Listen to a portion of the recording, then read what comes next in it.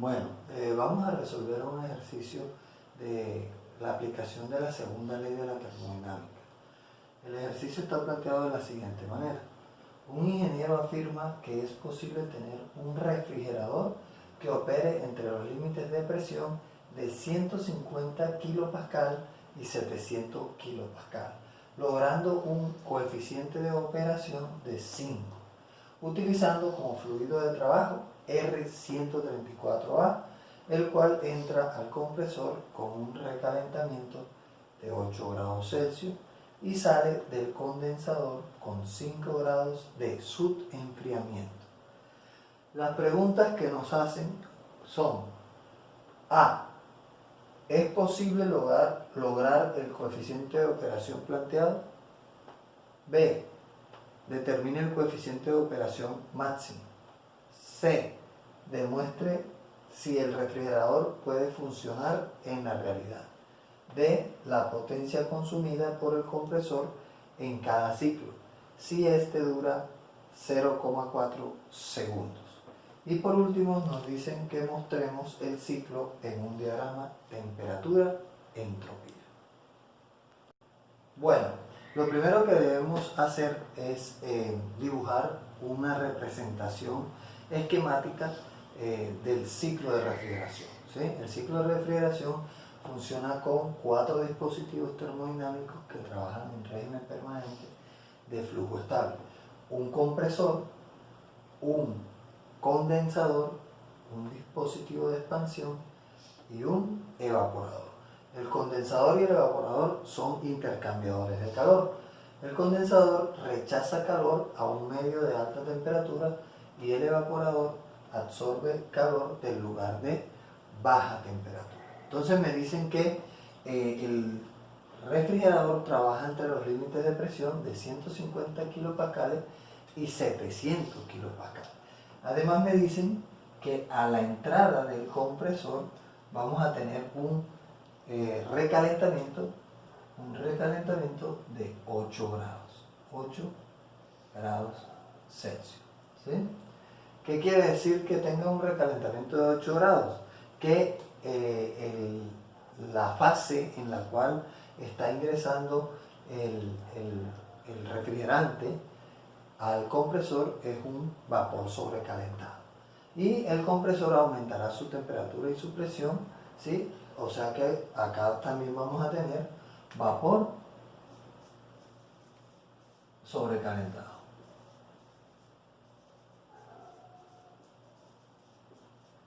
¿Sí? Vapor sobrecalentado. Tenemos que tener en cuenta entonces que el compresor lo que hace es aumentar la temperatura y por ende la presión del gas refrigerante de una forma isoentrópica.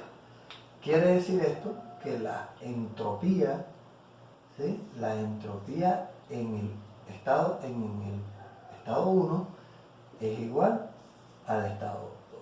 Esto viene definido por la segunda ley, donde dice que todos los procesos adiabáticos también la entropía permanece constante. Luego nos dan la información de que del condensador, ¿sí? Sale, entonces vamos a marcar por aquí, ¿sí? El estado 3, vamos a marcarlo con rojo para que se vean un poco más, ¿sí? Bien definido. El estado 3, a la salida del condensador, nos dice que es líquido subenfriado, pero que además tiene un subenfriamiento de 5 grados. Entonces aquí esto era sobrecalentamiento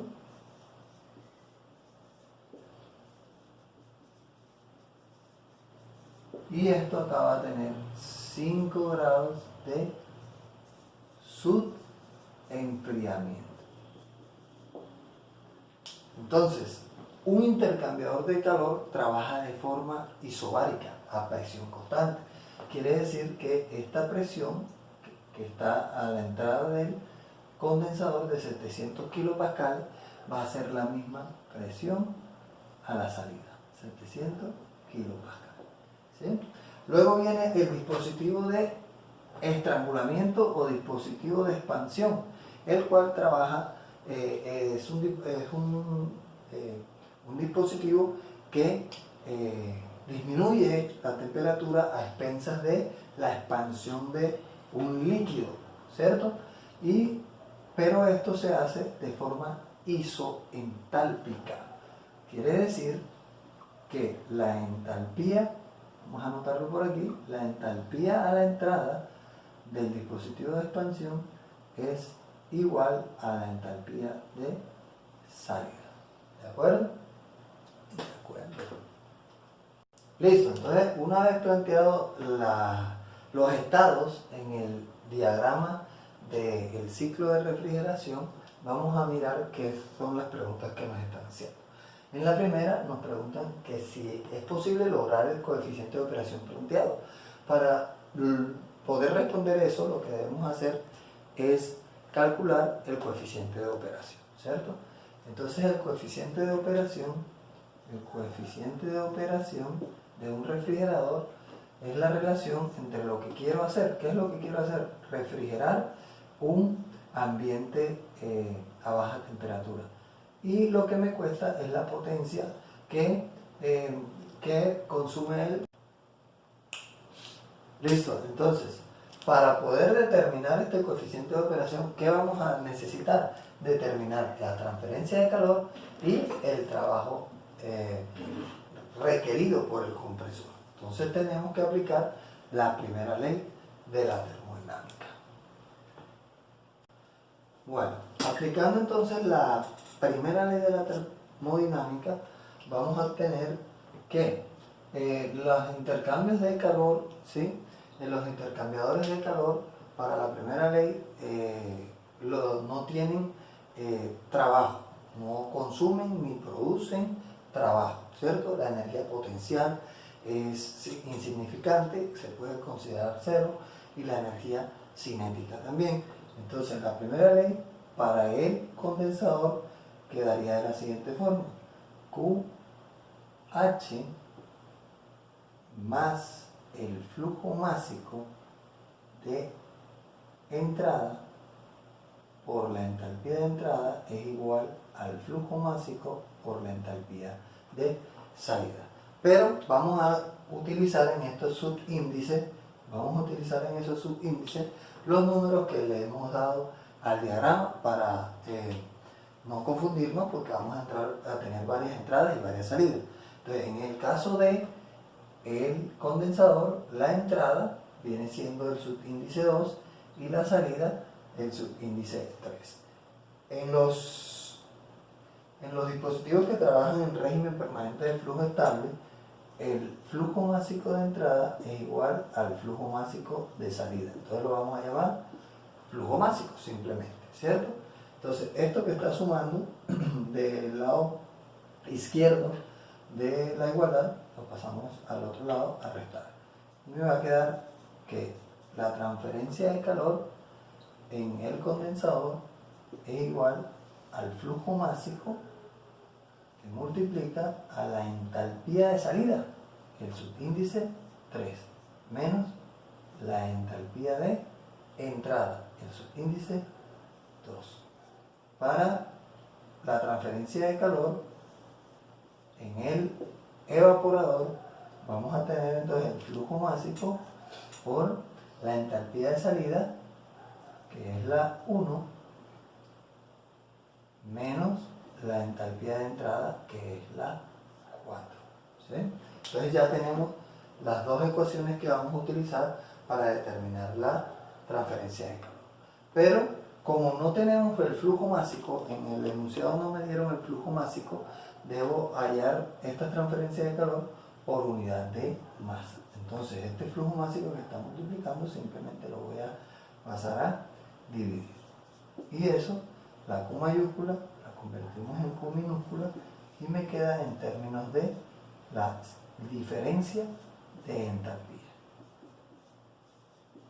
En términos de la diferencia de entalpía, ¿de acuerdo? Ahora también vamos a necesitar el trabajo que consume el compresor. Entonces, aplicando la primera ley también, ¿sí?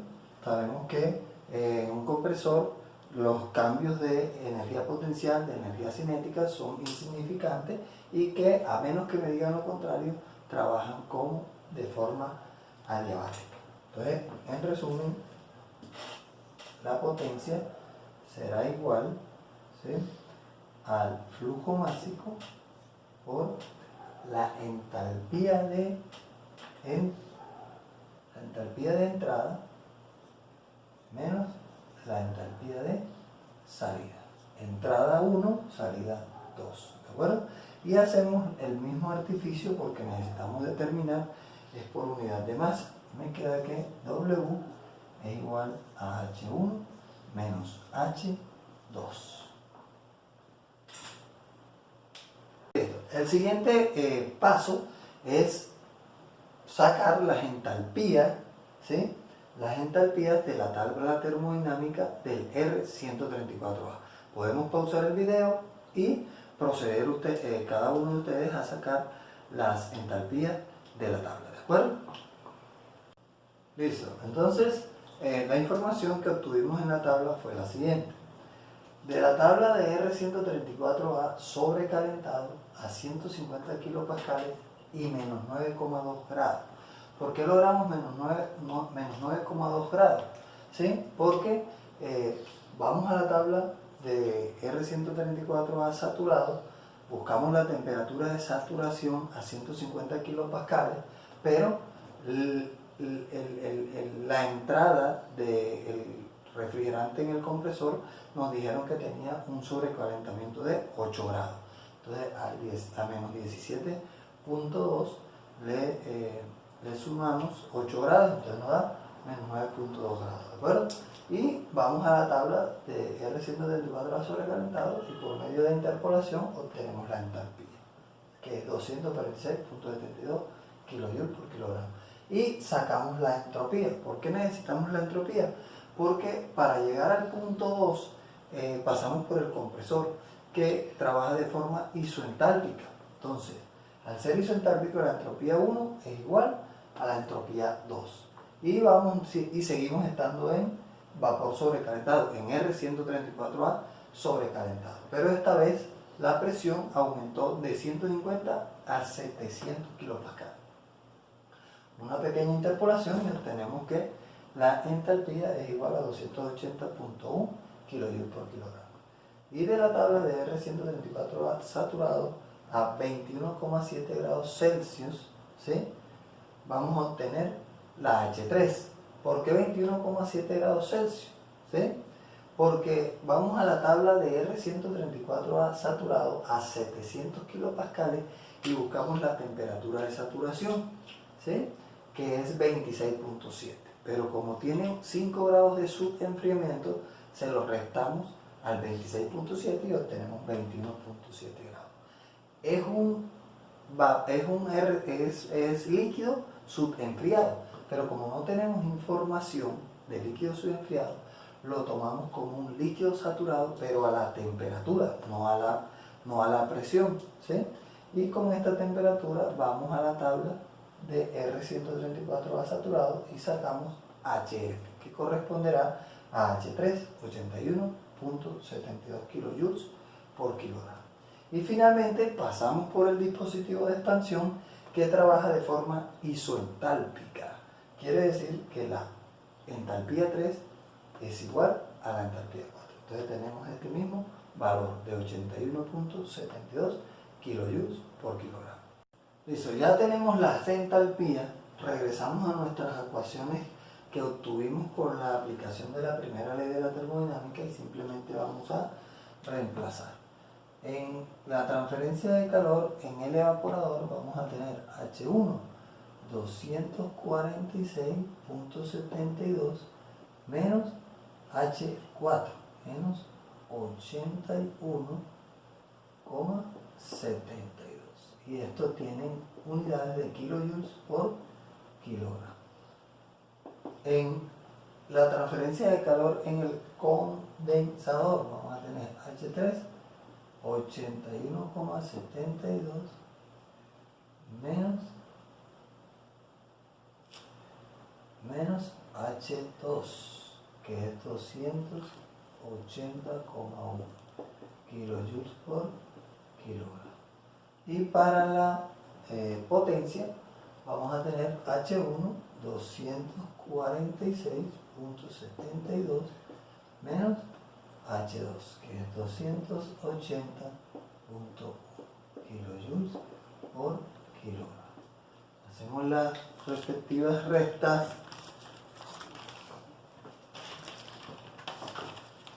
Entonces tenemos 246.72 menos 81.72. Obtenemos que la transferencia de calor en el evaporador es de 165 kilojoules por kilogramo. La transferencia de calor en el condensador 81.72 menos 280.1 menos 198.38 kilojoules por kilogramo. Este signo menos nos indica que el calor está saliendo del sistema, ¿cierto? El calor en el evaporador está entrando y el calor en el condensador está saliendo. La potencia entonces sería 246.72 menos 280.1 menos 33.38 kilojoules por kilogramo. También es negativo porque el trabajo que entra al sistema, o sea, el calor que va a utilizar el compresor, ¿cierto?, es consumo de potencia, ¿de acuerdo? ¿De acuerdo? Listo, ya tenemos la transferencia de calor y la potencia requerida y ahora sí podemos regresar a las preguntas que nos hicieron inicialmente. Entonces aquí dice, ¿es posible lograr el coeficiente de operación planteado? Entonces nosotros tenemos que el coeficiente de operación es igual a lo que quiero. ¿Qué es lo que quiero? El calor que va a retirar el evaporador. Entonces sería 165 kilojoules por kilogramo sobre lo que me cuesta. ¿Qué me cuesta?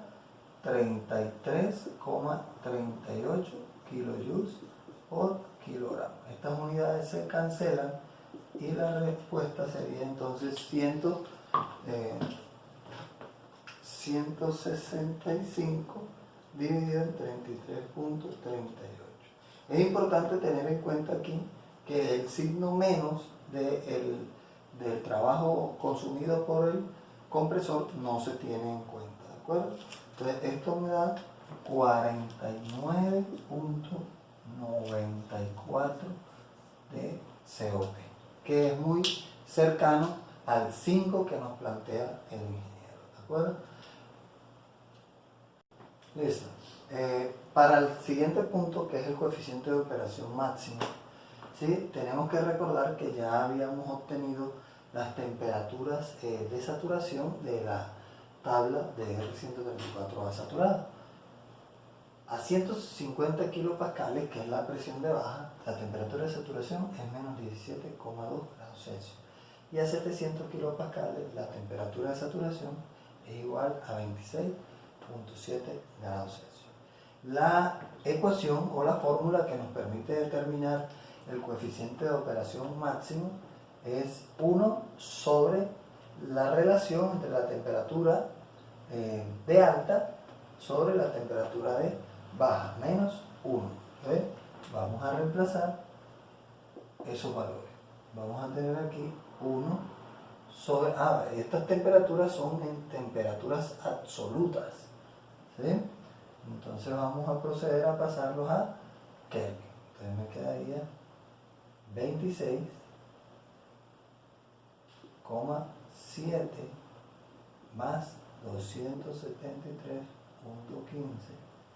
sobre menos 17.2 más 273.15 menos 1.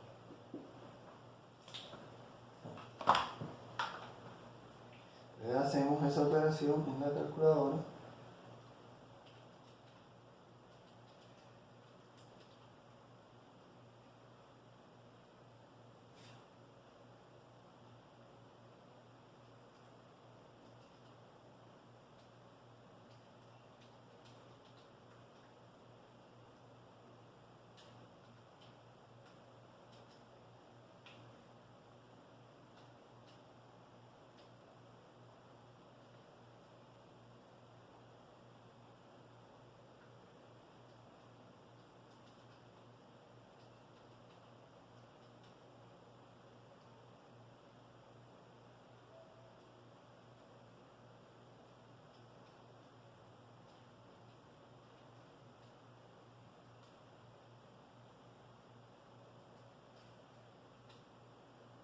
Y el C, el coeficiente de operación máximo nos dice que es 5,8.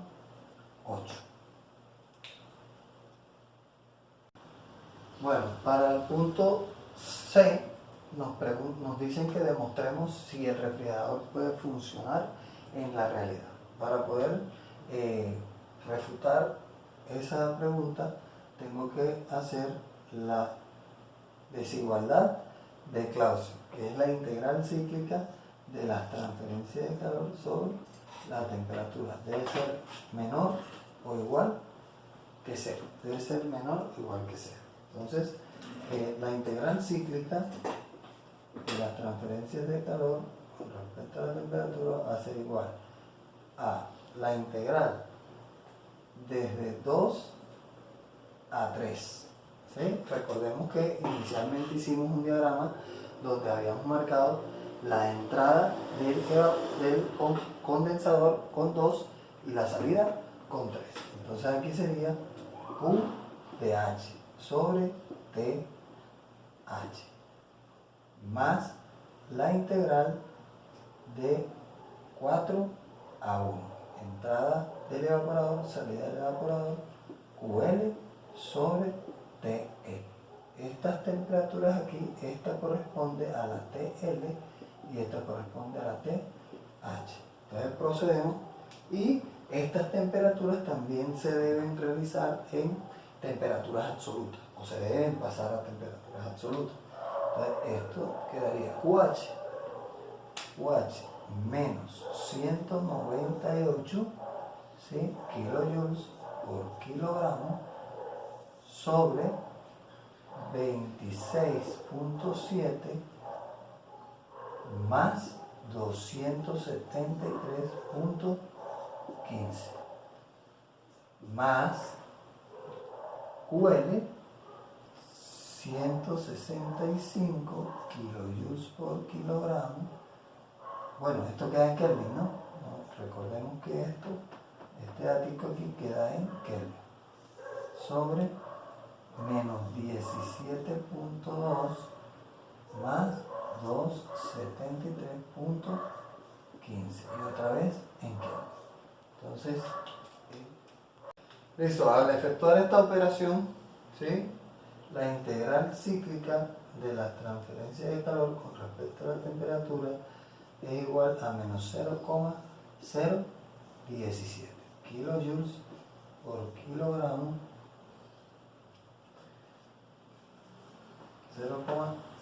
menos 0,017 kilojoules por kilogramo Kelvin, lo que da cumplimiento a la desigualdad de Clausius, porque este es un número menor que 0. Listo. La siguiente pregunta es: determine la potencia consumida por el compresor en cada ciclo si este dura 0,4 segundos. Nosotros habíamos determinado anteriormente el trabajo, ¿sí?, requerido por el compresor, kilojoules por kilogramo. Entonces, pero ahora me están diciendo que el ciclo tiene una duración de 4 segundos. Entonces, esa potencia es igual a la W sobre el tiempo. Esto es igual a 33,38 kilojoules por kilogramo sobre 0,4 segundos. Kilojoules sobre segundo me va a dar kilowatt. Entonces aquí nos daría una potencia por unidad de masa, que es 83,45 kilowatt por kilogramo. Bueno, por último es representar el ciclo en el diagrama temperatura-entropía.